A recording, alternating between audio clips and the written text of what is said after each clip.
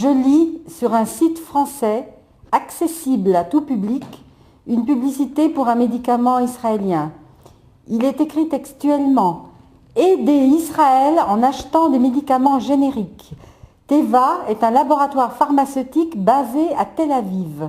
Si vous souhaitez prescrire ou faire prescrire et faire connaître autour de vous certains de ces excellents médicaments, etc. » Et c'est signé Dr Elie B. Paris. Il est strictement interdit en France de faire de la publicité pour des médicaments remboursés par la sécurité sociale. Donc lorsque je vois ça, effectivement, plusieurs choses me choquent.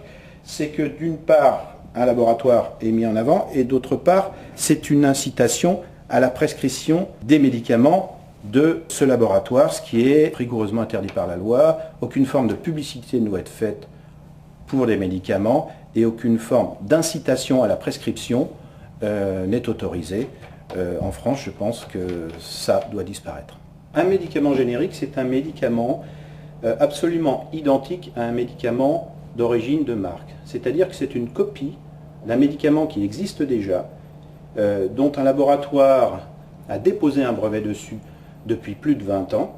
Et au bout des 20 ans d'exploitation, le laboratoire est obligé de laisser d'autres fabricants fabriquer le même médicament. Lorsqu'une firme découvre une molécule, en général, il dépose un brevet. Ce brevet il est valable 20 ans. Et après les 20 ans, il tombe dans ce qu'on appelle le domaine public. Voilà, alors j'ai ici un exemple de générique. Ce médicament est le médicament de marque. Ça, c'est un générique, c'est exactement la même chose. Que vous preniez ça ou ça, le résultat médical sera exactement le même. Par contre, les prix de vente ne sont pas les mêmes. La sécurité sociale, évidemment, incite les pharmaciens à donner des médicaments génériques, pour des questions de prix évidents. Il faut bien savoir que les patients seront soignés de la même façon et qu'ils ont tout à fait le droit de dire « Monsieur, ce générique, je ne le veux pas, je voudrais un autre générique ». Le patient a toujours le choix, de toute façon. Il a toujours le choix. Nous, on n'impose pas. Et bien évidemment, on propose le générique dont on dispose. Et puis le patient, il peut te dire non, je préfère tel ou tel. Ça, c'est rare, mais ça arrive quand même. Je refuse d'aider Israël et je refuse d'acheter ces médicaments Teva. Pas question que je me soigne avec les médicaments d'un pays qui arrose toute une population de bombes au phosphore et autres engins de mort, qui empêche de soigner les blessés. Plus de 5500 blessés, dont 400 amputés à vie en 3 semaines.